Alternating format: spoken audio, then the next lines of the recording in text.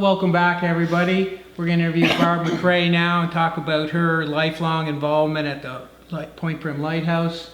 And Barb, welcome. Thank you. So Barb, how did your interest in support of the lighthouse begin? Well, it started some time ago when I moved to Point Prim in 1972 with my husband, Stuart McRae. And that was in the fall of 72, but then I joined our local Women's Institute in the spring of 74. And as the Women's Institute, if you know, as soon as someone new moves in, you know, they jump at the chance. So anyway, so in 1975, I think it was, our Women's Institute decided that we should look into developing the Point Prim Lighthouse grounds into a picnic site. Okay, so in 1975, what is it like down at the lighthouse? Oh, it's pretty drab, you know, long grass and no fence, you know, and the roadway was poorly, you know, it was just maintained enough to get in. So I don't recall, but is it 1969 when they run the power in and we don't have a keeper anymore? Right. So it's been 6 years where it's automated, but now because it's automated, the property has deteriorated. Like the grounds itself, you know, Yeah. There's nothing done to them, so. Okay. So we approached the Department of Transport, it was called then, and but they weren't interested in our proposition, so they thought maybe the Department of Tourism would, you know, go along with it. So in 1975, yeah. the Women's Institute, what's your role? I was the president at the time, but it wasn't me that approached the group. Okay. But I guess I wrote the letter, and but it was some of the older members that went and met with, at that time, with our community council, Belfast CIC it was called, and then from there they talked to different departments of government, and then in 1976 we received a first check of $500 to help with the maintenance, and that we had already started. We knew we could do it, but. So Transport Canada was in charge of the lighthouse Right, at that the time? Coast Guard. The Coast Guard. And so in 1975 they gave you permissions to use the grounds? They gave us, actually, the grounds were leased to the Belfast Community Improvement Committee because, Okay. and so through them, that the grounds were leased from them Right. to us. So the Belfast Community Improvement Council was leasing the thing, and then they let the WI take care of the grounds. take care of the grounds, right. And then you said you just got some funding from the province? No, we got funding from the Belfast Community Improvement Committee Okay. each month for the upkeep, like cutting the grass and whatever we needed to do. Picnic tables and garbage cans and such like that. And it's my understanding to this day that the Belfast Community, whatever the name of the entity is right now, continues to support that by they transfer money to the Lighthouse Society to cut the grass. Right, and maintenance, yes, or whatever we need it for, yes. So for almost 50 years they've been maintaining that, Yes. helped to maintain and beautify the site. That's wonderful. And then, so we were involved, well, as a member of the Women's Institute, we were involved every year. We looked after, you know, the picnic tables and overseeing the grounds, planting flowers, and then I think it was in 1983 maybe that Goldie approached us to talk about having tour guides in the lighthouse. So and that was so we agreed, yes, that was a good idea. So Goldie had to supervise the tour guides for quite many years, and we still were involved with the maintenance, you know, and the grass and things like that. And we had different activities too. We used to have well, first we started off with a seniors day, so we invited all the seniors in the community in the summer, and then it was a meet your neighbor and just in a general, things like that. And then in 1993, the Women's Institute took over supervising the tour guides. And the tour guides were funded through the province, like so. Summer student programs or something like that. Mm-hmm.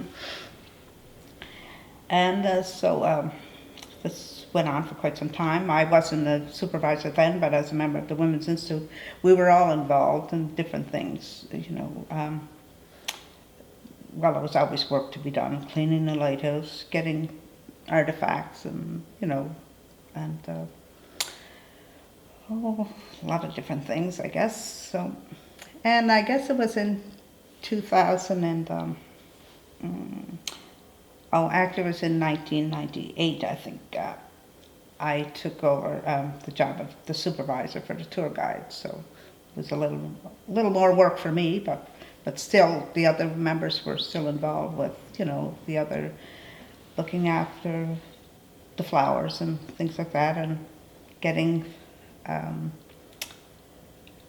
artifacts and pictures for the lighthouse. So, so then at some point the Women Institute gets a separate subcommittee for the lighthouse? Yes.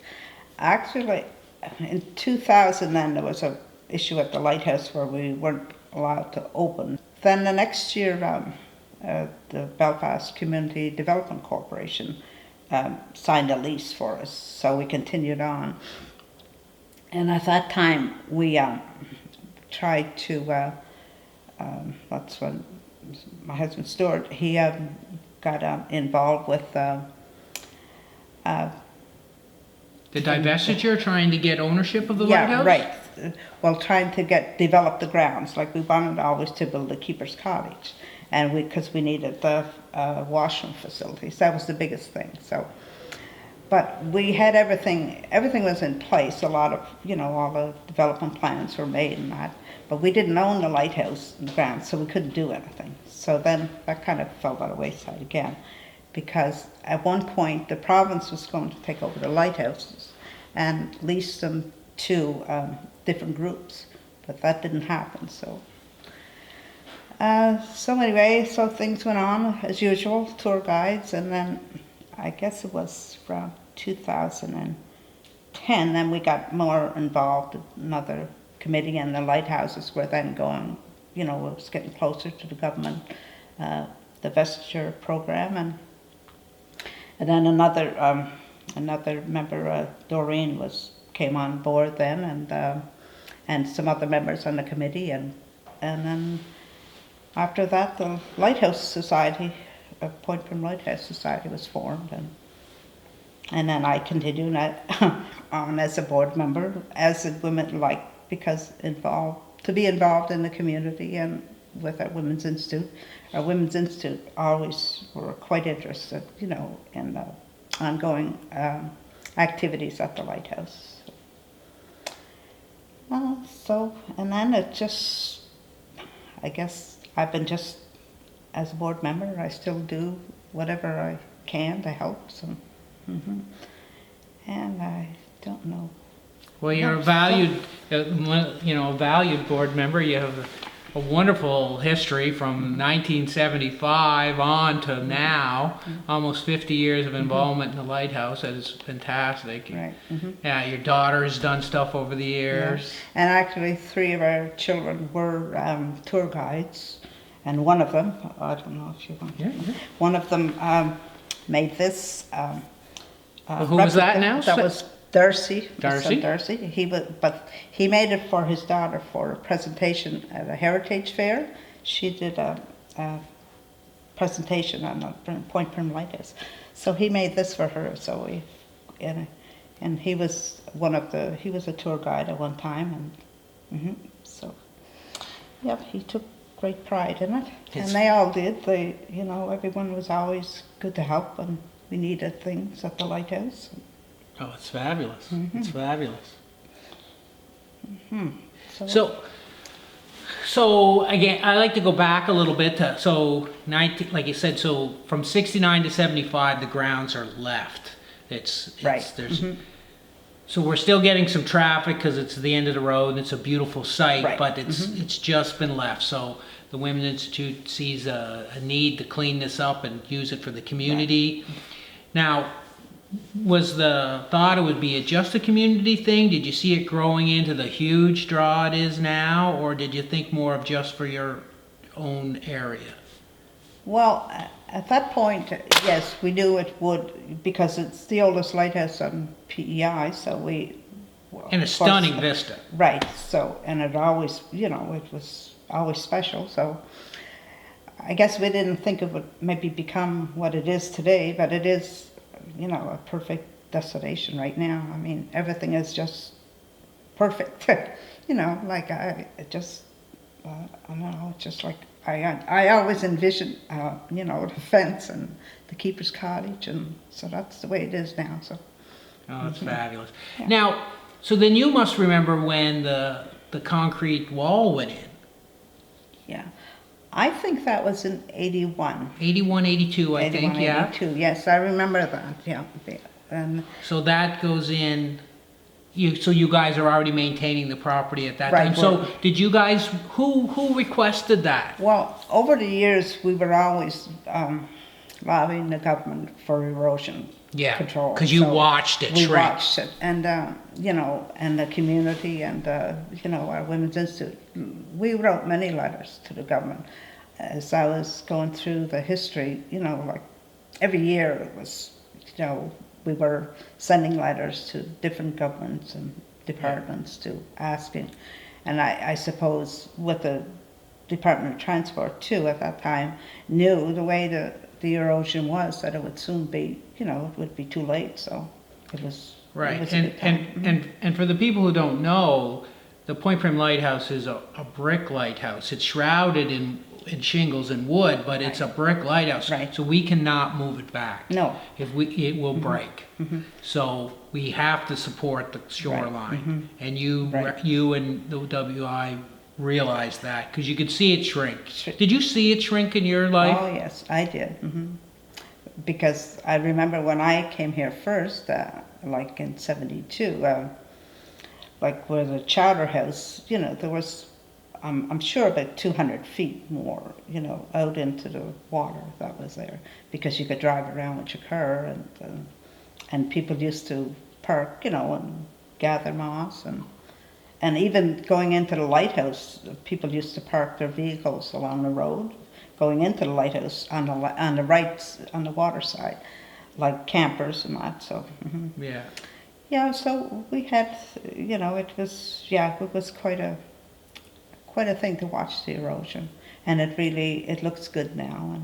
And so you must have been thrilled when we got all the armor stone in, and oh yes, yeah, yes, it was really nice to see it.